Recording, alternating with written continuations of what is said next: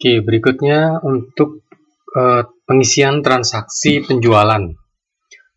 Jadi kita bisa masuk ke bagian penjualan di sini dan kita bisa mengisi transaksi penjualan. Ada beberapa model ya untuk transaksi penjualan. Di sini saya akan coba berikan contoh-contohnya. Misalnya ini saya ambil contoh untuk bengkel mobil.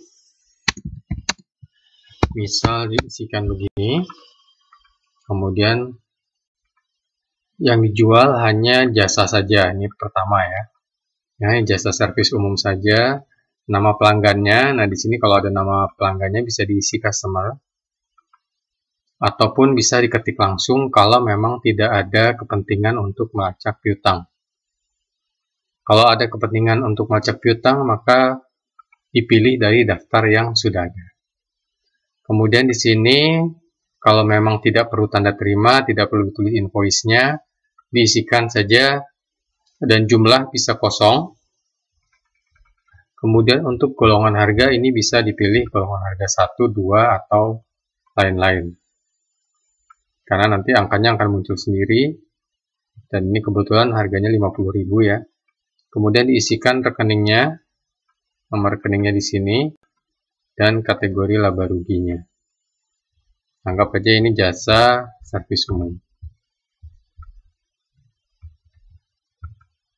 Ini adalah contoh pertama.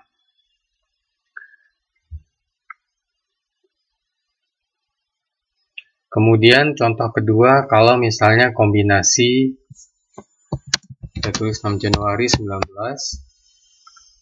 ini customer 1, kemudian, customer 2 biar beda ya. Kemudian dia ada jasa servis umum. Kemudian ini golongannya adalah 1 juga. Nah, kemudian ini dia butuh invoice, jadi kita catat di sini invoice-nya, anggap invoice 001. Perhatikan pada saat kita memilih invoice di sini, ini ada muncul warna di sini, kolom nomor urut invoice ini harus diisi. Karena kalau tidak akan muncul dia di daftar invoice-nya.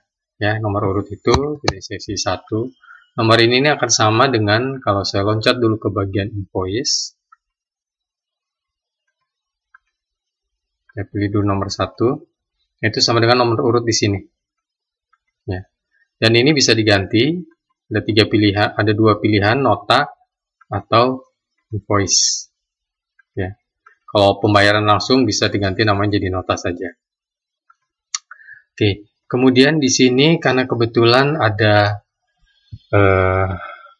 produk juga yang dibeli, misalnya di sini ganti oli, nah, di sini diisi lagi invoice 1, customer 2 juga. Oke. Nah, jadi jangan di dalam satu baris ya. Jadi dibuat 2 baris. Jadi jasa servis umum di sini, produk dagang di sini. Ini 1 liter, pilih nomor invoice-nya 2, dan misalnya jumlahnya ada 4 liter. Golongan harga, anggap pilih golongan harga 1. Ya. Jadi total adalah sekian. Bisa, kalau golongan harga 2, ya golongan harga 2 adalah sepertinya belum hanya ada 1 harga. Oke, jadi kalau untuk merubah harga itu bisa dilakukan di daftar produk dagang di bagian paling kanan. Ya, kebetulan ini kan 1 harga semua. Dan kemudian kalau ada harga yang tidak ada di price list-nya, misalnya ada pengurangan atau diskon dan lain-lain, itu langsung saja diisikan harganya di sini angka totalnya. Ya, harga non price list. Oke, kemudian di sini diisikan transaksinya kemana, misalnya kas, dan ini atas masuk ke jasa servis umum, yang di bawah masuk ke pendapatan lain-lain misalnya, ya, karena anggap ini produk. Jadi kalau kita lihat di invoice 001 tadi, kalau misalnya mau dicetak, akan keluar seperti ini. Jasa ini, kemudian produk ini. Ya. Nah, kemudian gimana kalau misalnya ada pajak? Ini saya ngambil contoh langsung customer yang sama. Saya isikan di sini. Customer 2 juga. Isikan saja di sini, ini PPN misal 10%. Oke.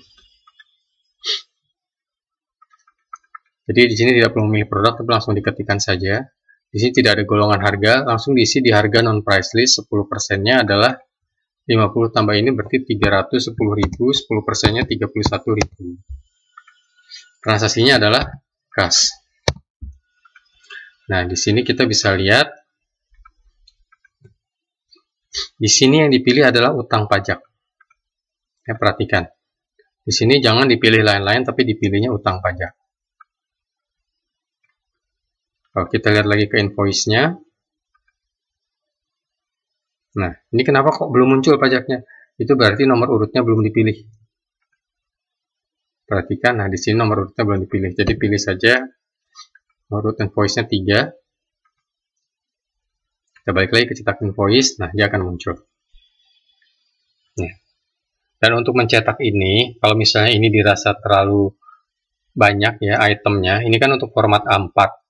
Kalau untuk mau format A5, tinggal di mungkin sampai 10 ya, ini di hide. Kemudian di setup printernya ini kita ganti. Ya, ini jadi dirubah menjadi A5. Tapi perhatikan di sini A5 tidak ada, jadi harus di-set dulu printernya yang ada A5-nya. Misalnya di sini saya pilih DeskJet. Oke, kalau kita pilih di sini akan muncul A5-nya. Ini kita pilih A5. Ini kita pilih landscape. Oke, perhatikan. Ini kenapa hanya segini? Ini berarti masih terlalu besar. Jadi perlu di-set lagi untuk A5. Harus dikurangi lagi barisnya. Ya. Misalnya berkurang lagi barisnya, 2 lagi. Ini kita hide ya. Jadi bukan dihapus. Ini juga mungkin bisa di-hide lagi. Oke, jadi lebih pendek. Oke, kita lihat di sini. Oke, ya.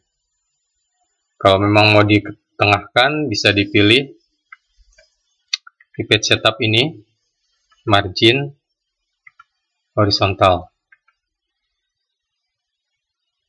Berarti dia sudah pindah ke tengah. Oke, balik lagi ke penjualan. Ya, tadi sudah dengan transaksi kas. Bagaimana kalau kemudian transaksinya itu ada piutang? Saya ambil lagi contoh 8 Januari 19. 8 Januari 19 ini langsung saja saya ambil transaksi yang sama dengan customer yang berbeda. Di sini saya memilih invoice-nya nomor 2.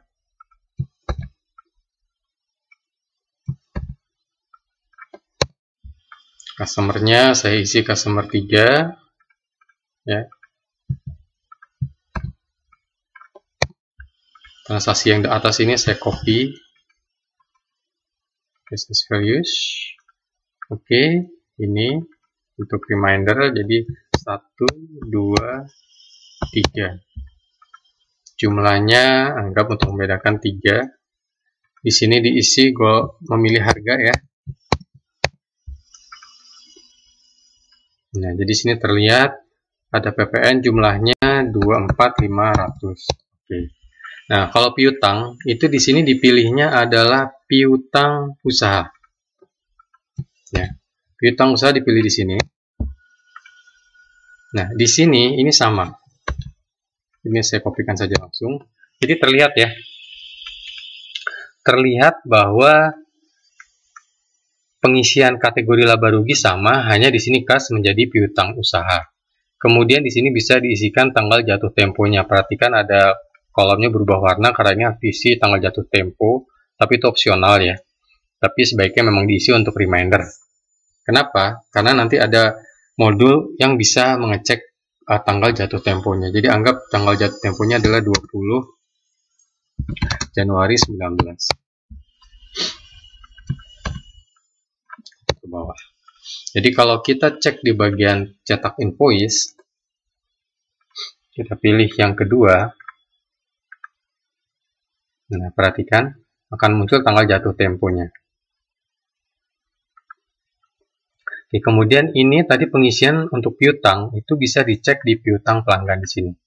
Terlihat ada customer 3 total piutang sekian, belum ada pembayaran dan sisa piutang. Dan ini bisa dicek hanya pelanggan yang dengan piutang, bisa difilter ya. Ini adalah terhadap customer-nya. Bisa juga difilter terhadap invoice-nya. Invoice 2. Nah, ini bisa semua invoice. Bisa yang belum lunas. Jatuh tempo 20 Januari 19. Oke, kembali ke penjualan. Nah, kemudian untuk pembayaran gimana? Tadi kita lihat dia jatuh tempo tanggal 20 Januari 19. Ini bisa diisi ya, harus diisi ini pembayaran invoice yang mana? Invoice 002. Ya. Kenapa diisi invoice? Karena untuk memastikan bahwa yang dibayar adalah invoice 002. Jadi kalau kita lihat di sini tadi utang piutang di sini, ini parameternya adalah invoice 002. Sedangkan kalau parameter ini pembayaran customer itu berdasarkan nama customer yang diisi di sini. Ini tidak perlu diisi. Jadi langsung ke total piutang customer-nya. Jadi totalnya tadi berapa? 245 ditambah 24 500. 269 500.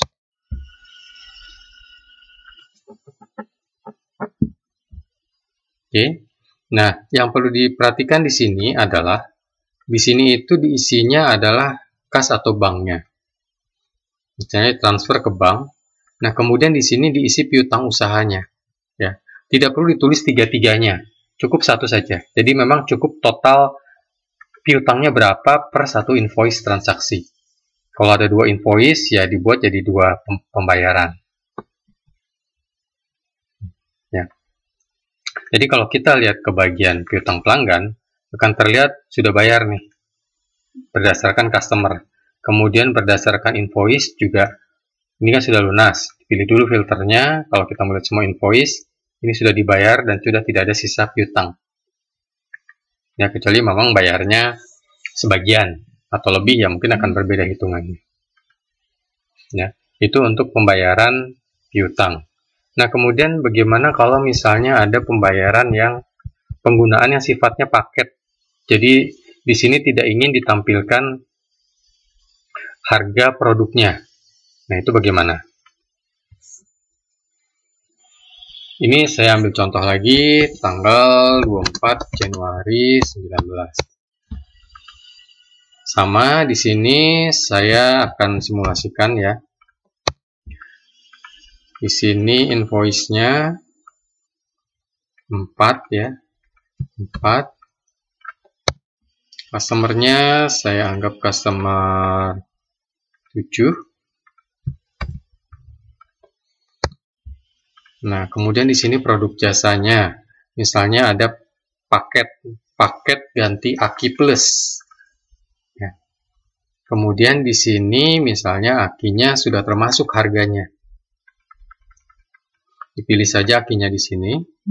Dan ini anggap PPN. Nah, paket ini tinggal diisi nomor urutnya 1, 2, 3. Nah, cuma karena tidak ingin menampilkan harga penjualan dari akinya karena sudah termasuk dalam paketnya, jadi tinggal diisikan saja di sini golongan harganya 1. Nah, kemudian di sini tidak usah diisikan golongan harganya. Ya. Di sini tidak diisikan golongan harganya. Oke, mungkin harga paketnya terlalu murah ya, 50.000. Saya ganti dulu deh. Jadi harga paket misalnya ganti Aki Plus 600.000. Ya, golongan 1. Oke, di sini 600.000, ini sudah termasuk semuanya. Ini PPN-nya 10%, berarti 60.000.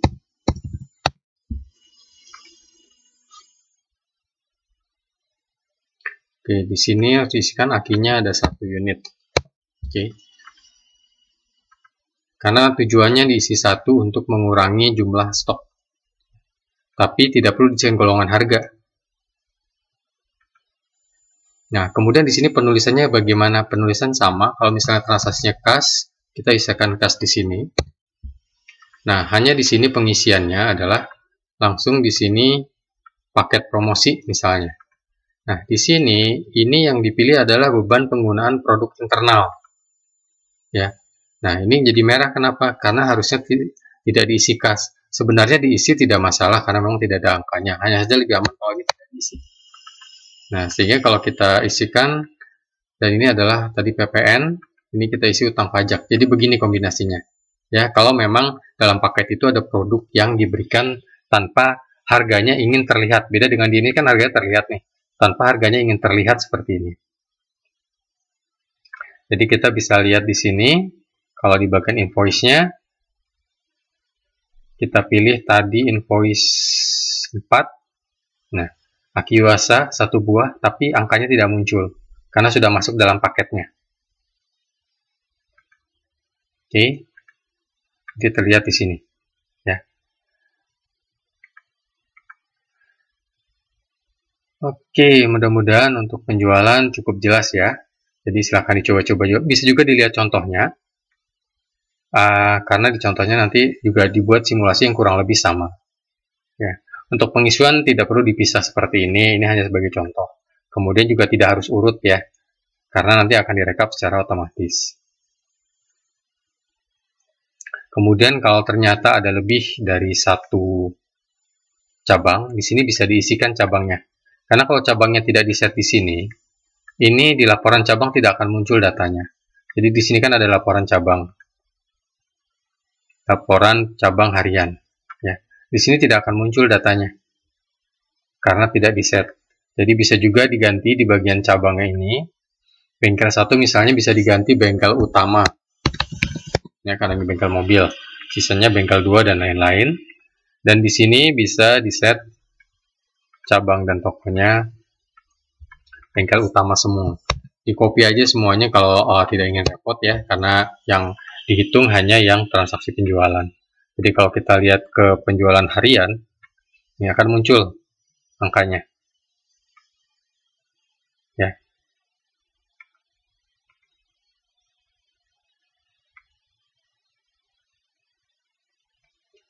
Oke, mudah-mudahan cukup jelas untuk yang bagian penjualan.